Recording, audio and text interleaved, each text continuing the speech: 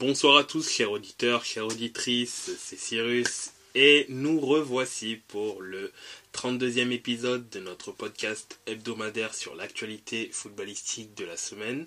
Donc pour parler de ce qui s'est passé sur la planète foot, je serai accompagné de nos fidèles contributeurs Camille. Buonasera ragazzi. Jeff. Bonsoir tout le monde. Et Alexis. Bonsoir tout le monde. Donc, étant donné qu'en ce moment il y a également des compétitions internationales, si on peut appeler ça, ou continentales, on parlera également de celle-ci, notamment la CAN, avec d'ailleurs, ça vient d'arriver, tout de suite l'ouverture du score de l'Algérie contre l'Angola, but de Bounedjah. Donc là, l'Algérie gagne 1-0. Mais en premier lieu, donc parlons de la CAN et ensuite on bifurquera sur les championnats nationaux et le match de Super Coupe d'Espagne aussi qui a eu lieu hier. Alors au niveau de la CAN 2024, bon on va appeler ça la CAN 2024, il y a eu tout d'abord ce samedi, l'entrée en lice du pays hôte, la Côte d'Ivoire, qui jouait contre l'un des nombreuses équipes de Guinée. Là, c'était la Guinée-Bissau, puisqu'il y en a trois, normalement, Guinée équatoriale, Guinée et Guinée-Bissau. La Côte d'Ivoire, à défaut d'être flamboyante, parce que personnellement, je ne l'ai pas trouvée très très forte ou très rassurante dans sa façon de jouer, mais elle a assuré l'essentiel en gagnant son match 2-0. Je pense quand même qu'il y a quand même une marge de progression dans cette équipe, qu'il va falloir qu'ils continuent à monter en pression parce que contre des équipes de plus haut niveau, s'ils se basent sur ce type de performance-là pour pouvoir gagner, ça sera, à mon avis, très très compliqué. Mais bon, c'est le match d'ouverture, il y avait peut-être un peu de pression. Je trouvais aussi qu'il cherchait énormément Seko Fofana d'ailleurs buteur dans ce match-là, mais j'ai trouvé que dans le jeu, la Côte d'Ivoire, il n'y a pas trop de lien entre le milieu et l'attaque. Seko Fofana semble être excessivement recherché. Je peux concevoir qu'il soit très, très recherché de par sa qualité balle au pied, mais je trouvais qu'il était excessivement joué, comme si c'était le seul joueur capable de mettre de l'impact au milieu, alors que franchement, Sangaré, Kessié, c'est des mecs qui peuvent le faire aussi. Il y a largement en effet de quoi faire au milieu de terrain et en attaque. Et en attaque aussi, oui. En soi, il y a de quoi faire. Et j'accorderais franchement un petit 5 plus 1. Le plus 1, ce serait plutôt par rapport à la cérémonie d'ouverture où, en gros, elle était un peu spéciale parce qu'en fait, dans les festivités, il y avait la représentation de toutes les ethnies en fait. En Côte d'Ivoire, il y en a énormément. Je ne veux pas me tromper sur le chiffre, donc je ne vais pas dire de chiffres, mais je sais qu'il y en a énormément. Et en gros, ça a été fait pour aussi valoriser le melting pot en termes de culture et d'ethnie qu'il y a en Côte d'Ivoire. Et j'ai trouvé le clin d'œil très sympa et beau pour le coup. Par rapport à ça. Et le stade aussi semble être assez beau. Belle pelouse. Le stade, franchement, a l'air... Le stade est beau, mais la pelouse m'a l'air quand même, on va dire, correcte. Après, est-ce que c'était par rapport à la qualité de la diffusion qu'on avait cette impression-là? Mais moi, j'avais l'impression que ça allait au niveau de la pelouse. Elle n'était pas... Enfin, on a déjà vu bien pire. Déjà bien pire. Clairement. Clairement, mais je me suis dit, bon... J'ai vu un petit peu l'état, je me suis dit, c'est le premier match, c'est le plus grand stade, donc celui du stade d'ouverture, donc ça doit être la meilleure pelouse de la compétition, au meilleur moment, au moment le plus optimisé. Je me suis dit, bon, c'est bien. Là, par exemple, quand je regarde là actuellement le match Algérie-Angola, c'est une belle pelouse. Ouais. Voilà, c'est une belle pelouse. J'espère que dans 3-4 semaines, quand la compétition viendra à son terme, les pelouses seront toujours encore de ce niveau-là. Oui, ça serait même très très bien que ça soit... Étant donné quand même la différence, tout simplement le climat entre l'Afrique et l'Europe. Exactement. Là, c'est que les débuts, les premiers matchs. Faudra voir dans la suite de la compétition et même après, qu'est-ce qu'il adviendra, du moins de l'état de la pelouse, etc. En espérant que ça soit quand même assez positif. Par contre, dimanche, ça a été un dimanche assez animé et assez surprenant, je dirais. Laisse-moi deviner, tu dirais pas ça par rapport au Ghana Cap-Vert? Non. Alors, on pourrait dire oui, mais non, parce que le Ghana, mine de rien, c'est...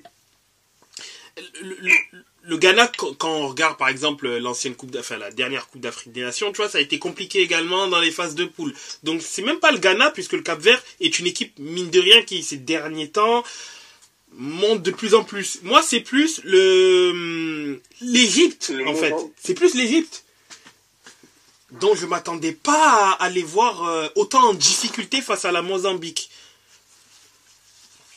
C'est vrai qu'ils ont mis... excuse-moi le terme, un faux au cul. Oui, bah oui. Avec le pénalty à la 97e minute. Bon, c'est con. C'est vraiment con en plus, quoi, parce qu'il y a un pénalty, on peut pas dire. Oui, bah oui. Ils ont voulu, si, ça, quoi, ou quoi, ça rentre. Non, ils tiennent une victoire historique, quand même, face à l'Égypte, le Mozambique, et tu fais un pénalty à la 95e. Quelle tristesse! Ouais, c'est vraiment dommage. Quelle tristesse! C'est vraiment dommage pour eux parce qu'ils avaient fait... Tout a été bien fait pour qu'ils puissent avoir une victoire référence et ça aurait déjà mis l'Égypte dos au mur parce que ça aurait pas été... C'est ça, et en plus ils avaient retourné le match en 3 minutes, quoi. Ouais. Juste au début de seconde période. C'est vrai que sur ça, vraiment, c'est une très très très belle surprise. D'un côté, c'est bien. Bon, après, concernant l'Égypte, ils ont réussi, heureusement, ils ont réussi quand même à préserver le point du match nul. Au niveau de... Là, ils sont pour l'instant, c'est le prochain match, ça va quand même être très très très important. Ce sera contre le Ghana. Je pense que c'est là pour le coup, ni l'un ni l'autre n'aura le droit à la défaite. Là où le Cap-Vert en gagnant aura déjà 3 pieds et demi en 3 pieds et demi. Ouais, 3 pieds et demi, oui, c'est une nouvelle expression. Ah oui, toi tu marques à 4 pattes en ce moment, ça y est, on est revenu en mode canne, tu es devenu un éléphant, c'est ça? Voilà, exactement. Tu es devenu un éléphant, une gazelle, une panthère, ça y est, Cyrus il marque plus sur ses 2 pieds, les auditeurs, Cyrus est redevenu en mode canne, il est redevenu en mode félin. Même s'il est vrai que le Cap-Vert, c'est pas plutôt les pattes, mais plutôt... les nageoires, puisqu'on les surnomme les requins. Requins. Mais donc du coup, peut-on dire qu'ils ont failli croquer le Ghana? Ah bah ils l'ont fait finalement, ils l'ont fait. Ils l'ont fait. Ils ont croqué le gentil Ghana. Pas mal. C'est pas mal celle-là. Vraiment pas mal.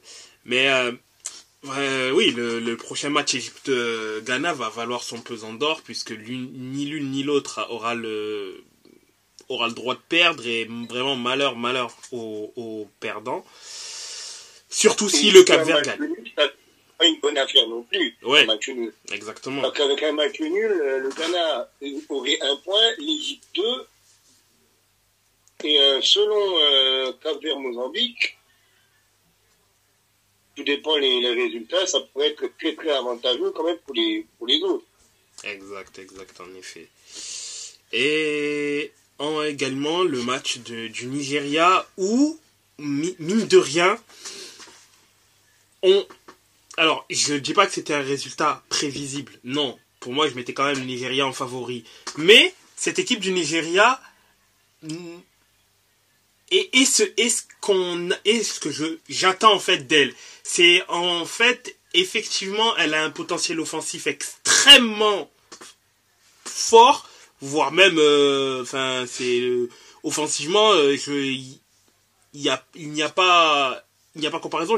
Pour moi c'est l'équipe qui a le plus d'armes offensives en Afrique, tellement le réservoir de joueurs offensifs est grand et de qualité aussi, c'est ça, et de qualité. Parce que quand tu vois que, par exemple, un Simon, un Lookman, un Osimhen est titulaire, qu'un Chukwueze, un Iheanacho, un Moussa est éventuellement sur le banc, tu vois, c'est des profils différents, et en sachant que Terem Moffi est même pas là. Donc ça te donne déjà l'idée de ce que cette équipe a. Mais... Ni Moffi, ni Boniface. Hein? Ni Moffi, ni Boniface blessé. Aussi, c'est vrai. Eh oui, c'est vrai. Un des grands absents d'ailleurs de cette canne-là, Boniface blessé.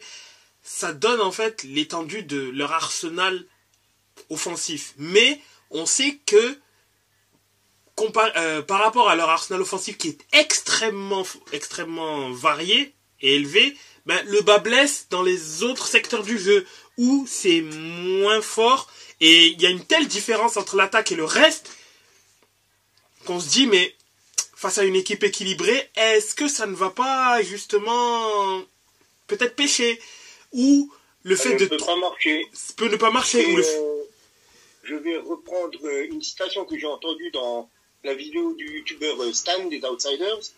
Il a dit par rapport justement à ce débrief de match-là, tu ne peux pas construire une maison si tu n'as pas les bonnes fondations. Et on en est exactement à ce niveau-là avec ce Nigeria. Tu ne peux pas construire cette équipe avec 15 millions d'attaquants si ta défense et ton milieu de terrain ne tient pas la route. Exactement. Et quand on regarde, les deux noms relativement connus qui ont été alignés par le Nigeria sont Sanusi et Ola Aina, qui sont des joueurs de qualité, certes, mais quand on regarde en comparaison avec l'effectif offensif de cette équipe, comme tu l'as dit, c'est le jour et la nuit. C'est le jour et la nuit parce qu'on a des joueurs, je ne dirais pas de classe mondiale, peut-être que de classe au moins internationale, comme Victor Osimhen ou Ademola Lookman. Mais derrière, c'est un niveau beaucoup plus léger. C'est ça, et bon. Pour rester correct. Et forcément, là, ça reste quand même une contre-performance, le fait de ne pas avoir pu gagner la Guinée équatoriale. Bon, heureusement qu'ils n'ont pas perdu. C'est positif pour la Côte d'Ivoire le fait que le Nigeria n'ait pas gagné, dans le sens où ça leur donne quand même une petite avance sur eux, et c'est pas négligeable, même si bon, il est vrai que les trois premiers, tout dépend le classement des troisièmes, hein, bien évidemment, mais prendre le plus de points possible est positif, surtout en ayant la meilleure différence de but. Donc bon, là cette fois-ci, le Nigeria fait une contre-performance. Faudra voir ce que ça donnera au deuxième match, mais je pense que le Nigeria n'aura pas vraiment trop le choix. Elle va devoir, je pense, elle va devoir essayer de trouver un équilibre, parce que une équipe résolument tournée vers l'offensive sur un championnat long, ça, on peut éventuellement, selon les match-ups, pouvoir le faire, mais là, c'est sur une compétition courte, les ajustements, on peut pas en faire 10 000 non plus, et donc il va falloir qu'ils trouvent rapidement la bonne formule pour faire qu'il y ait une cohabitation entre qu'il y ait un équilibre entre les forces offensives et le reste de l'équipe, tout en permettant à l'équipe d'être compétitive. Exactement, il faut vraiment réussir à trouver l'équilibre entre ne pas prendre de but et réussir à en tenter. Mais d'ailleurs, il me pose la question, il me semble, Ndidi, il n'est pas nigérian? Il me semble que Ndidi est nigérian. Ah, il est peut-être blessé. C'est pour ça qu'il ne serait pas appelé à la CAN? Ou éventuellement il a... Non, il a pas. J'ai pas souvenir qu'il ait arrêté sa... Ah, peut-être qu'il est blessé dans ce cas-là. Parce que pour le coup, je trouve que lui, justement, il aurait fait du bien avec... Voilà, lui en tant que 6.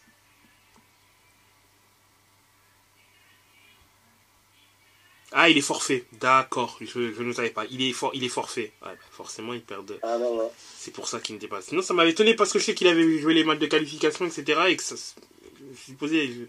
Sur le coup, en voyant la liste des joueurs nigériens, je me suis posé la question, mais comment ça se fait, Ndidi n'est pas là? Donc, je te dis, il manque un 6, là. Il manque un garçon.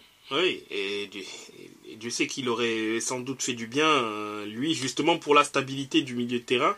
Mais, ouais, ça sera, je pense, ce sera Le chaînon manquant. le chaînon manquant, oui, c'est ça. Et c'est sur cela dont le Nigeria va devoir plancher, du moins là, tout de suite. Et pour cette journée du 15, un résultat logique entrecoupé d'une, je sais pas si on peut appeler ça polémique, mais le match du Sénégal contre la Gambie. Bon, le Sénégal a fait le taf, hein, littéralement. Bon, quand je parle de polémique, c'est qu'en fait, il y a une partie du match du Sénégal, le match qui était disputé sur Beansport, il a été coupé. Alors, on a la raison, en fait, c'est parce qu'il y a eu un problème de satellite. Donc, en gros, par rapport à des conditions météorologiques défavorables, l'endroit où, en gros, tout se faisait, il y a eu des orages dans ces endroits-là, et ça a justement eu une incidence sur la diffusion du match. Donc, vraiment, c'est pas du ressort de la Côte d'Ivoire, pour le coup, mais des diffuseurs, etc. Et ça, c'est pas du ressort du pays, hein, heureusement. Et donc c'est ce qui a fait que le match ne pouvait plus être diffusé sur Beansport, et à ce moment-là Beansport diffusait des tops de buts de la CAN, de la dernière CAN et de la CAN 2019 notamment.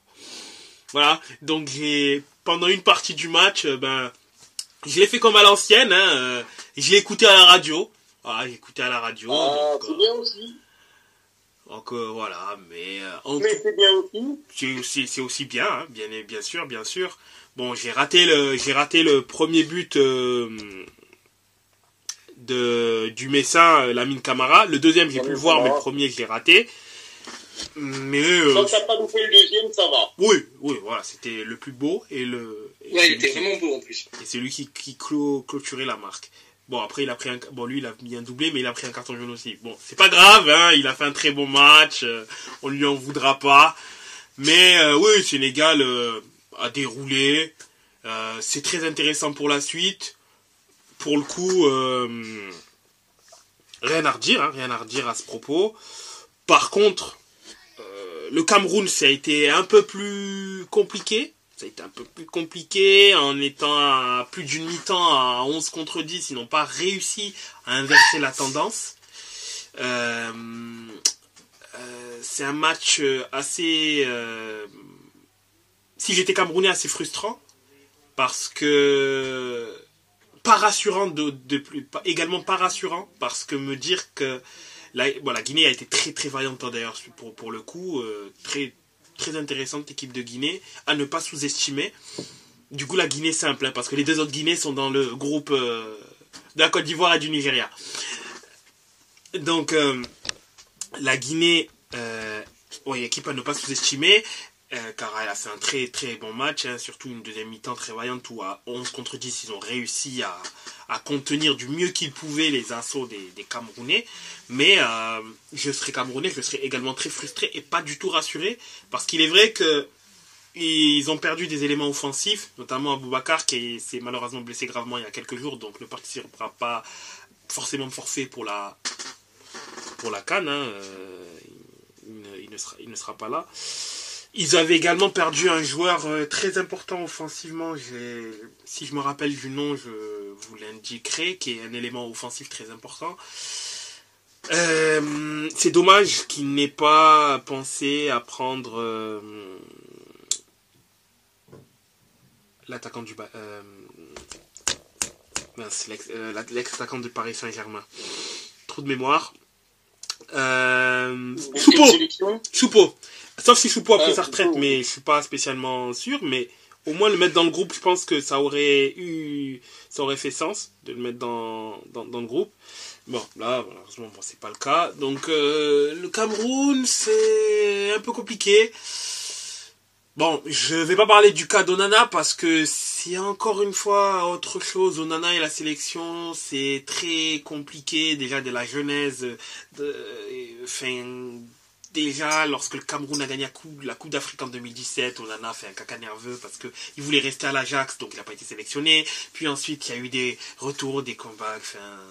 C'est un peu comme le syndrome de l'ex-toxique où il revient, il repart, il revient, il repart, il y a des embrouilles, bon, il y a un tiers, on arrive à se rabibocher. Enfin, Onana, c'est pas trop envie de rentrer dans la polémique, mais c'est très compliqué. C'est exactement l'antithèse de Foucault.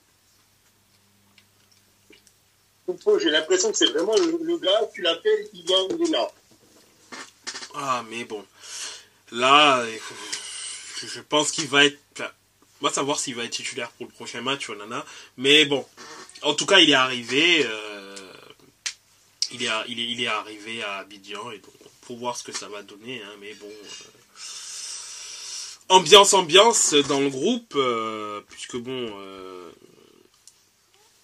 jouer ton match contre Tottenham, où d'ailleurs ton équipe n'a pas été forcément très flamboyante, mais bon, on en parlera plutôt du côté lorsqu'on parlera de la Première Ligue, puisque ce match-là, je l'ai quand même bien vu, et franchement, United, c'est, on va dire, très chanceux le fait de repartir avec un point et non pas à 0, mais bon. C'est ça, on est d'accord. Voilà.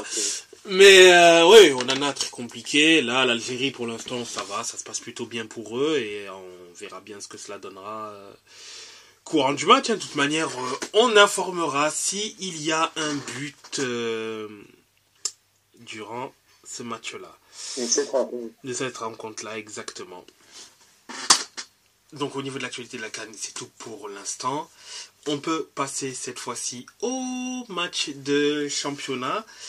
Étant donné que aujourd'hui... Est-ce qu'on ne parlerait pas de la Super Coupe d'Espagne ? Super Coupe d'Espagne, où comme ça, on se fait les coupes, et puis après on passe sur les championnats. Oui, bien sûr. Comme ça, on fait les coupes, et puis après, on déroulera notre programme habituel. Exactement. Super Coupe d'Espagne, Real de Madrid, FC Barcelone, le calvaire de Jules Koundé, on va appeler ça. Exactement, le calvaire de Jules Koundé. On peut déjà noter que cette Super Coupe d'Espagne a mobilisé 4 équipes du championnat d'Espagne avec le Real, l'Atlético, le Barça et Osasuna. Oui.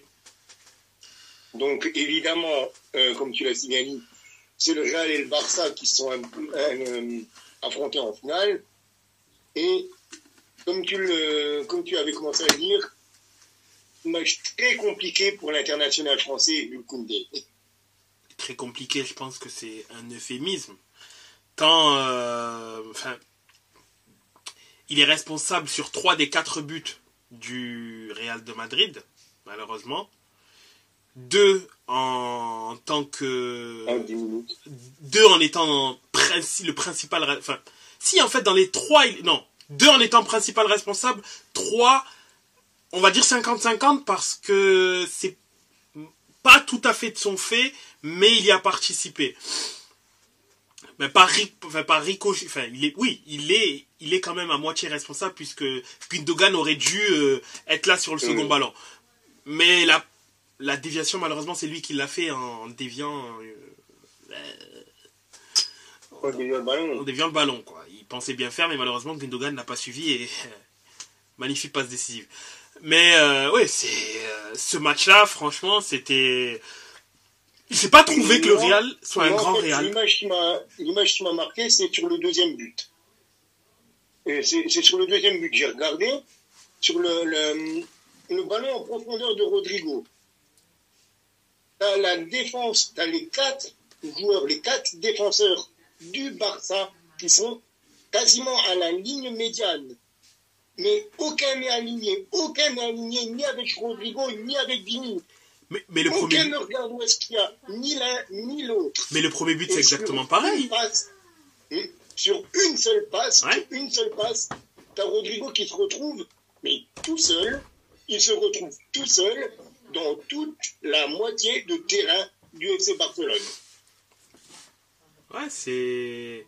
À quel moment, dans une finale de niveau européen, faut dire quand même, parce qu'on a quand même théoriquement deux des plus beaux effectifs d'Europe, à quel moment, dans une finale de trophée européen, tu as une action comme ça? Ce n'est pas professionnel, ce n'est même pas professionnel selon moi. Ouais, c'est... Pour moi, c'est une erreur d'amateur. C'est une erreur d'amateur. Et que tu prennes n'importe lequel des quatre dans cette défense-là, sur cette action-là, Baldé, il est ailier gauche sur l'action-là. Christensen, je ne sais même pas où il est. Je crois qu'il était parti remettre ses crampons. Araujo, il est trop court. Et notre ami Jules Koundé, je préfère pas en parler parce que, comme dirait le grand José Mourinho, il fatigue, I'm in big trouble. Ouais, franchement... Ah non, mais cette action, je regarde pourquoi il est tout seul. Et même le centre derrière. Pourquoi Christensen ne coupe pas? Pourquoi Araujo est trop court? Pourquoi Koundé, tu n'es pas sur ton joueur? Ouais, tu te demandes... Ça ne marche pas. Le pauvre Peña, il m'a fait de la peine, le pauvre Peña qui remplaçait Ter Stegen, là. Je me suis dit, mais le pauvre garçon, pourquoi ils l'ont mis là-dedans? Ils l'ont mis dans la sauce. Ouais, oui, ils l'ont clairement, Peña, sur ce match-là, je peux difficilement lui dire quoi que ce soit. Il est responsable sur rien. Le pauvre garçon, j'ai regardé, j'ai fait, mais il a dû se dire, mais qu'est-ce que tu fous là? Qu'est-ce que tu veux me foutre dans cette galère, moi? Bah oui, parce que pour le coup, c'est il y a un penalty, bon, voilà. Mais sinon, c'est 3 erreurs nettes de la défense. C'est même pas lui qui fait une erreur d'appréciation, c'est 3 erreurs nettes de la défense qui le mettent limite en 1 contre 1 direct avec le joueur. Donc, une frappe à bout portant de Rodrigo, un contre 1 avec Vinicius où il se fait dribbler, mais bon, voilà, Vinicius il a toute la latitude, tout ce qu'il veut pour pouvoir t'ajuster. Et l'autre, c'est un centre qui est coupé par personne et Vini, il est garçon, quoi. Il est tout seul au 6 mètres, quoi. Il est tout seul, donc tu peux rien lui dire à Peña. Non, sur ce match-là... Et en 10 minutes, le match était déjà joué. Oui, il était déjà plié, le match. Et là, le match était déjà joué. Alors oui, il y a la belle réduction du score de Lewandowski, mais bon ben voilà, il a marqué son but, quoi. Et franchement, et encore, il marque. Bon.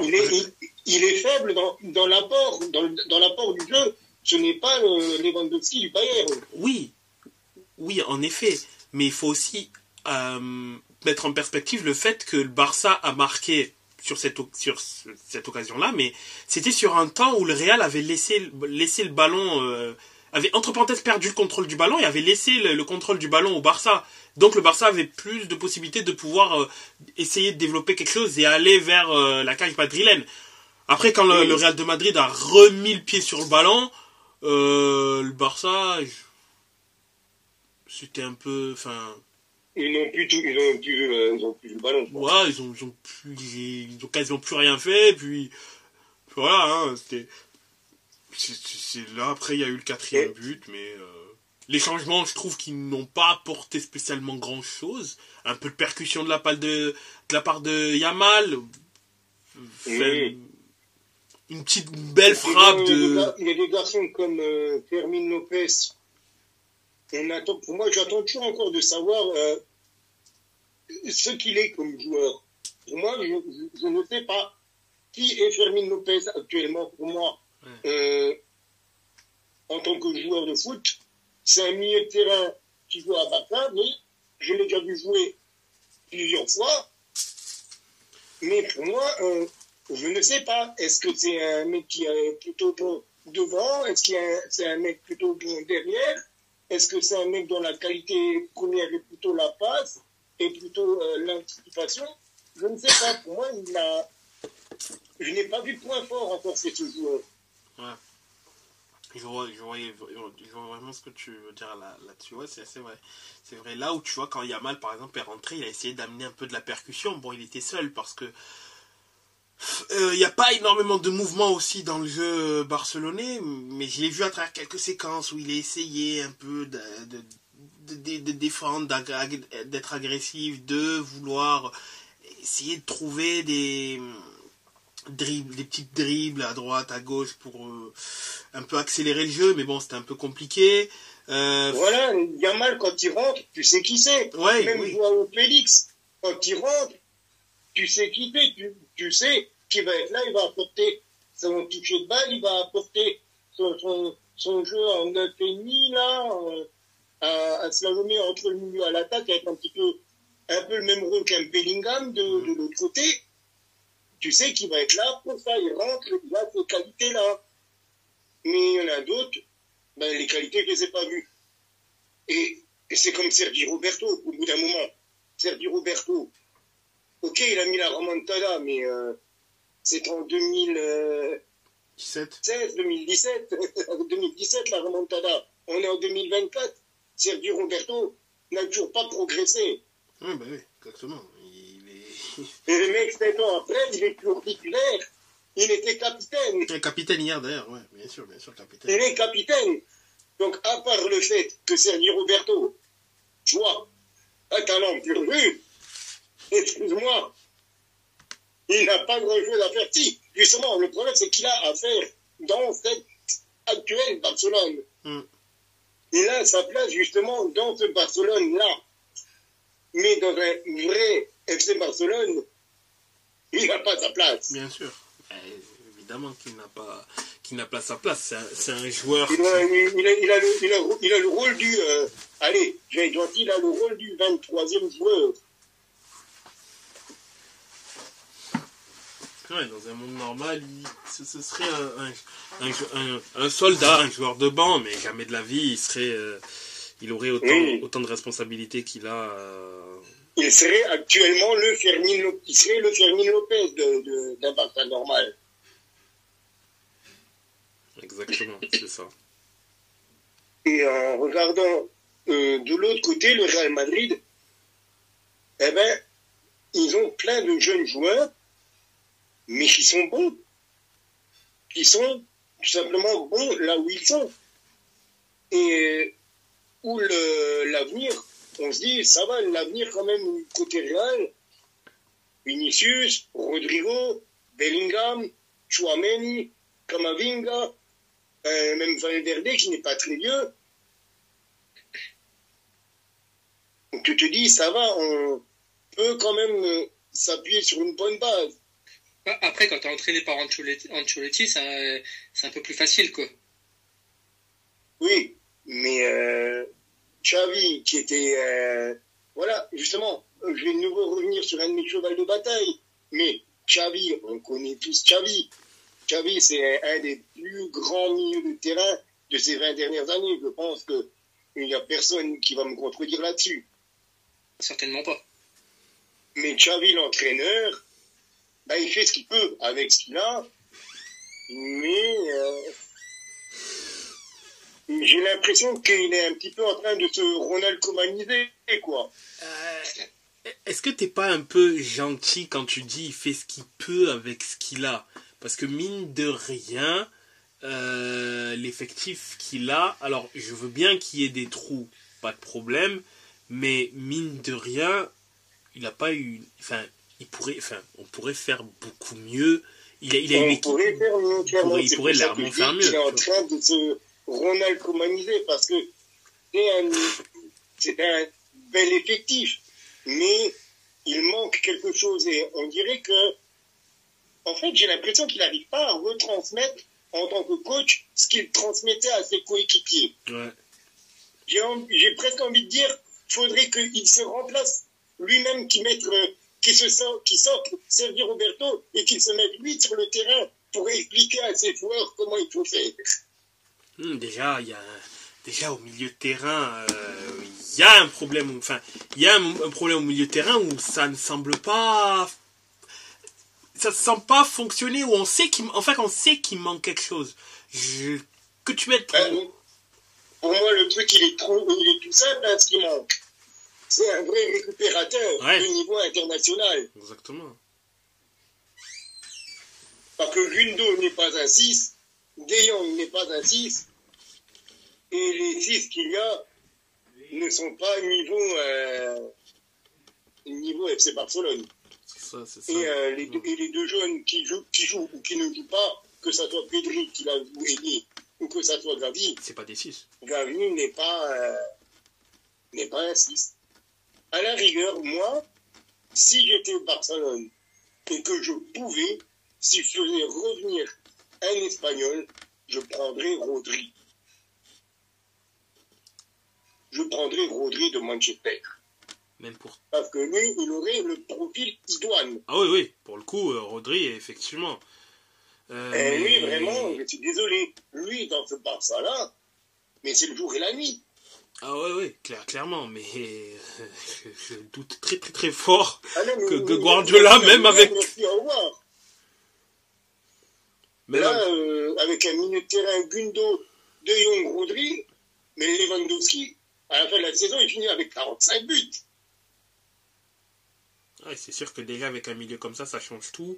Et ouais, ça pourrait déjà aider.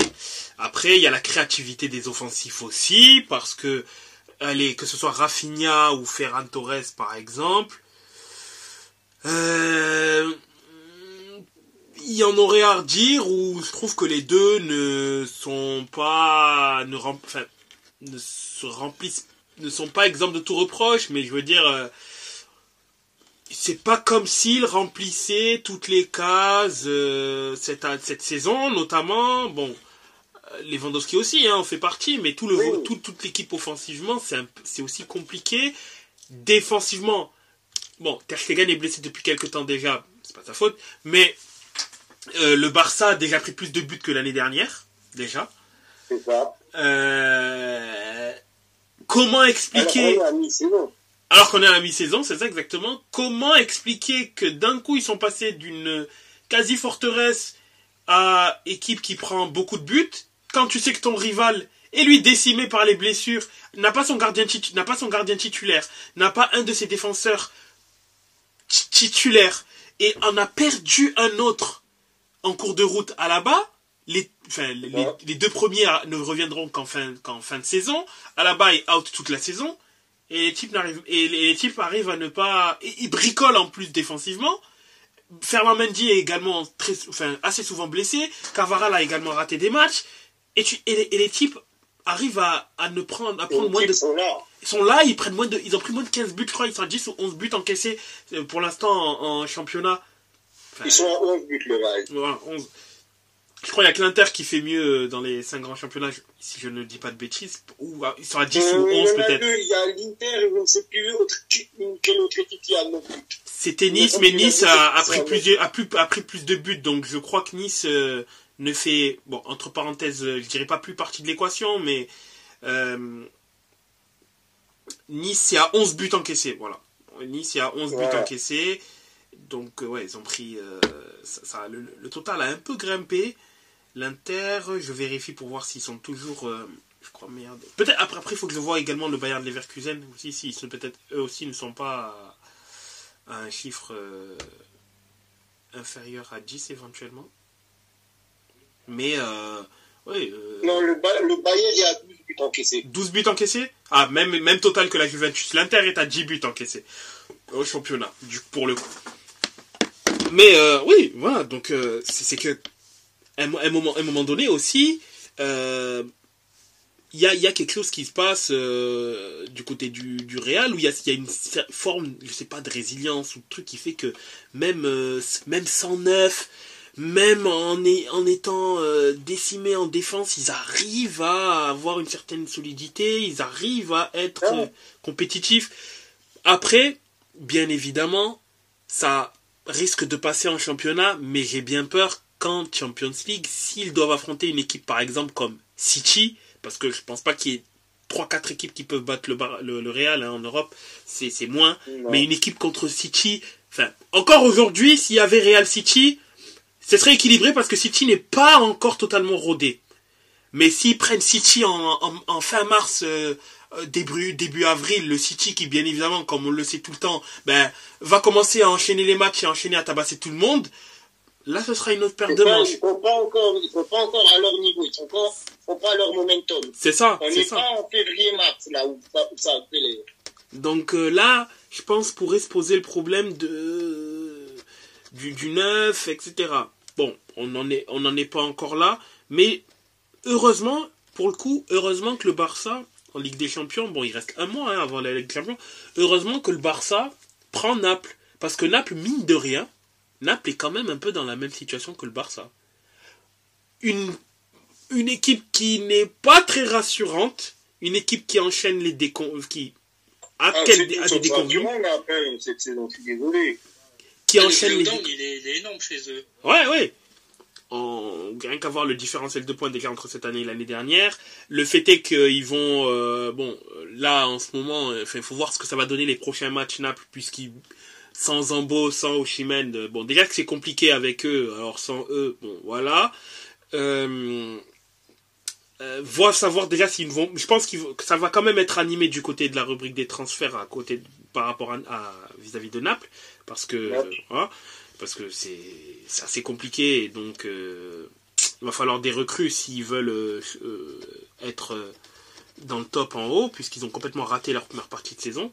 Mais si on devait s'arrêter, si demain devait avoir un Naples Barça, je saurais même pas te pronostiquer le match. Tu dis, mais je sais pas. Oui, le Barça semble, je sais pas, peut-être un peu favori, mais tu sais que le Barça est fragile défensivement.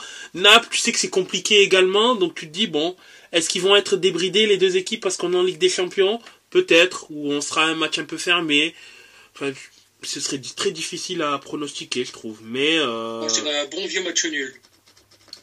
Mais franchement, c'est pour le Barça, pour le coup, ils ont de la chance d'avoir une équipe qui est dans une situation un peu similaire à eux. Donc bon, à voir. Mais vraiment le Barça là, si on se dirige vers une saison blanche. Madrid ne tape pas un cadre non plus. Hein. Oui, encore pour le Real, c'est pour ça que j'en ai pas parlé. Bon, faudra pas les sous-estimer. Parce qu'il avait réussi à déjouer l'année dernière au match aller City. Oui. Bon, après, ils sont 6 ou 7 au match retour. 6 ou 7, donc bon, voilà. Non, mais le Real, je pense que ça va le faire. C'est assez rare, surtout le Real de ces dernières années, le fait de sous-estimer un adversaire. Je pense que ça va quand même le faire. Ils vont faire un match sérieux et ça va aller contre Leipzig.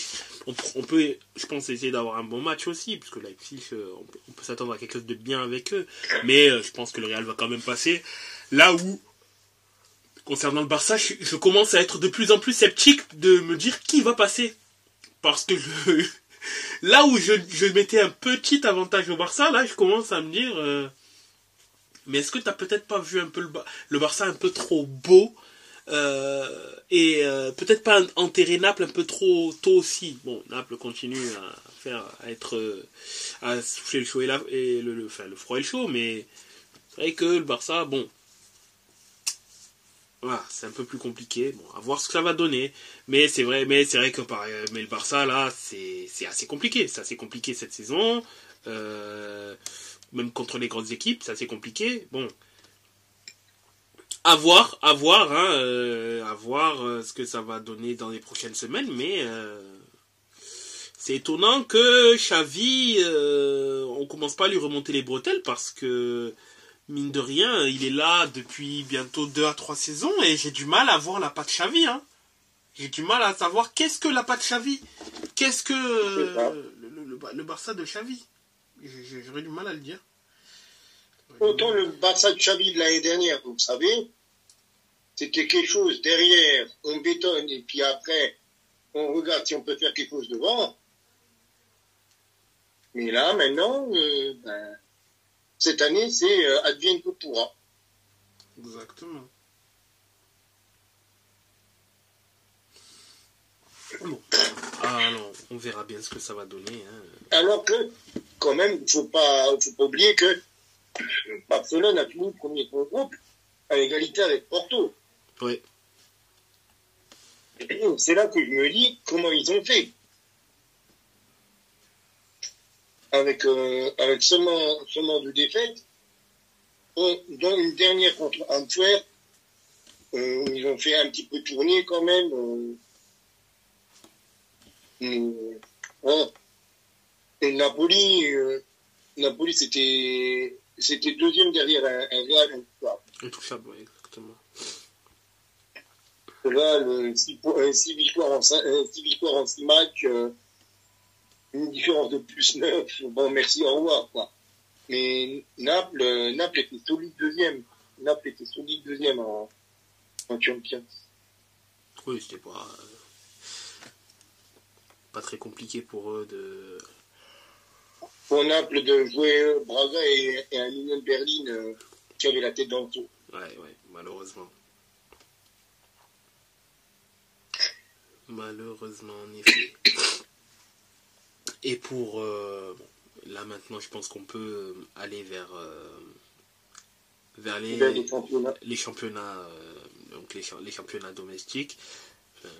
Et là, il y a deux équipes, enfin 2 championnats où il y a un match actuellement, la Serie A et la Ligue 2. Mon avis est que d'aller vers la Ligue 2, puisqu'il y a l'équipe d'Alexis qui est en train de jouer en ce moment. Je ne dirai pas le score puisque je ne le connais pas. Hein, je vais faire comme si je ne le connaissais pas. Mais Alexis... Il y a des matchs maintenant, mais non, il n'y a pas de match que tu racontes. Si.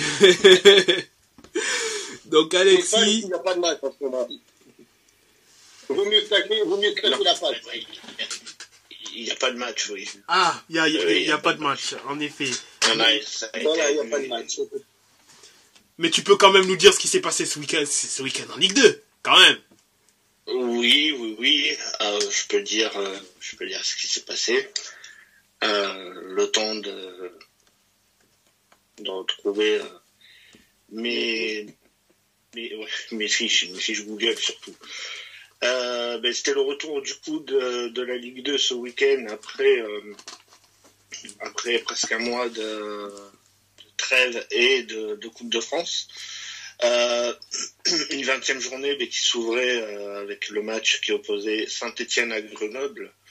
Saint-Étienne à Grenoble, n'importe quoi. Saint-Étienne à Laval. Et ce match qui s'est terminé par un 0-0, donc Saint-Étienne qui fait pas vraiment la meilleure des opérations en vue de la montée, et Laval qui continue son petit bonhomme de chemin comme on dit, qui prend un point. Donc voilà, on verra après au niveau du classement le bénéfice de ce point pour les Lavallois. Et ensuite, au niveau du multiplex, à 19h, Guingamp qui s'est imposé 1-0 sur la pelouse donc, de Quevilly. Quevilly qui a annoncé là, en début de soirée s'être séparé de son coach Olivier Chouafny. J'ai plus le nom du remplaçant, sachant que ce sera un intérim. Donc voilà, Quevilly aussi c'est pareil, qui est dans la zone des relégables. Caen qui a battu Concarneau 1-0. Voilà. 3 qui a battu Ajaccio 3-1. Pour la première de David Guillon à 3. Enfin à domicile surtout. Qui bat donc Ajaccio 3-1. Le PFC qui a battu Annecy 2-1. Rodez qui a fini par s'imposer 2-1 face à Pau avec un but à la 96e minute. Un match un peu surprenant entre Grenoble et Dunkerque qui s'est fini par un 2 partout. Grenoble qui menait 2-0. Et qui a fini par se faire rejoindre à 2-2. Amiens qui est allé s'imposer 1-0 sur la pelouse de Valenciennes. Alors Valenciennes, rien ne va plus, c'est compliqué. Et le leader Angers qui s'est incliné sur la pelouse de Bastia 2-0 et qui pour l'instant est en train de perdre sa première place parce que Auxerre est en train de mener 2-1 est en train de mener 2-1 contre Bordeaux. C'est Auxerre qui avait ouvert le score aux alentours de la 20e minute de jeu. Pourtant, Bordeaux faisait, on va pas dire qu'il faisait pas un mauvais match, il faisait un match honnête, on va dire. Et Bordeaux qui aurait pu être mené 3-4-0 à la pause, et au final, non. Bordeaux qui égalise à la 45e minute. Et puis au retour des vestiaires, on se demande où ils étaient passés, avec un but contre son camp d'Ignatanko. Donc voilà, pour le coup, c'est Auxerre qui mène 2-1 et il reste 25-28 minutes à peu près. Et on a donc pour les prochains matchs qui auront lieu dans 15 jours, parce qu'il y a la Coupe de France. Qui auront lieu mardi dans 8 jours, parce que ce week-end il y a la Coupe de France. Donc on aura Bastia-Caen, Concarneau 3, Pau Saint-Etienne, Angers-Quevilly, Grenoble-Auxerre. Donc ça c'est un match qui est assez intéressant et à suivre. Amiens-Annecy, Bordeaux-Valenciennes, Laval-PFC, Guingamp-Rodez et Dunkerque-Ajaccio. Et au niveau du classement, donc, comme on disait, Auxerre avec pour l'instant son avantage qui reprendrait la première place à Angers.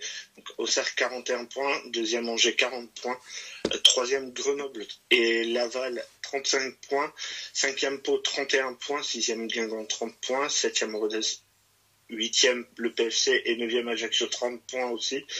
10e Caen et Saint-Etienne 29 points, 12e Amiens avec 28 points, 13e Bastia avec 24 points, 14e Troyes avec 23 points, Bordeaux qui bougerait pas, qui serait 15e avec 22 points, Concarneau 16e, et dans la zone de relégation on aurait Annecy avec 19 points, Quevilly, Dunkerque avec 14 points et Valenciennes qui file malheureusement tout droit vers le national, avec 11 points, donc il posséderait déjà 11 points de retard sur Concarneau qui est le premier non relégable. Donc voilà à peu près ce qu'on peut dire sur la Ligue 2. En sachant que je l'avais dit samedi, mais à l'exception d'Auxerre, aucune équipe du top 5 s'était imposée. Donc pour le coup, en espérant que Bordeaux fasse un bon résultat, ça aurait pu permettre de se rapprocher de la 5e place qui, on rappelle, permet de participer au barrage. Donc voilà, pour l'instant, ça serait 9 points de retard sur cette 5e place. Et puis ce qu'on disait la semaine dernière, je pense pas que ça sera suffisant pour espérer cette place. Nous verrons bien ce que donnera le match de Bordeaux. De toute manière, il est... Quand est-ce que joue Bordeaux d'ailleurs? En championnat? Oui. Non, c'est parce qu'aujourd'hui, il n'y a pas de match de Ligue 2. De ce fait, c'est peut-être... Mais si. Ah Si, il y a bien... Ah, mince. Ah, finalement, il jouait. Ah. Si, ils jouent, mais c'est pour dire qu'ils perdent. Donc, enfin voilà. Mais si, ils jouent là contre Auxerre, c'est pour ça qu'ils sont en train de perdre. Ça arrive. À certaines équipes plus que d'autres, mais... un peu trop souvent, même, ça arrive. T'inquiète, Bordeaux-Schalke, même combat. Oui, Bordeaux, Schalke, Metz, Mayence. Exactement. Donc voilà à peu près ce qu'on peut dire. Unis dans la douleur. Unis dans la douleur. Comme dirait l'autre, on n'a pas le droit de rêver. Exactement. Bon, messieurs, je pense qu'on va faire une petite pause avant de prendre l'ascenseur et puis d'aller évoquer un petit peu ce qui s'est passé en Ligue 1. Exactement. Sur ce, messieurs, à tout de suite. À tout de suite.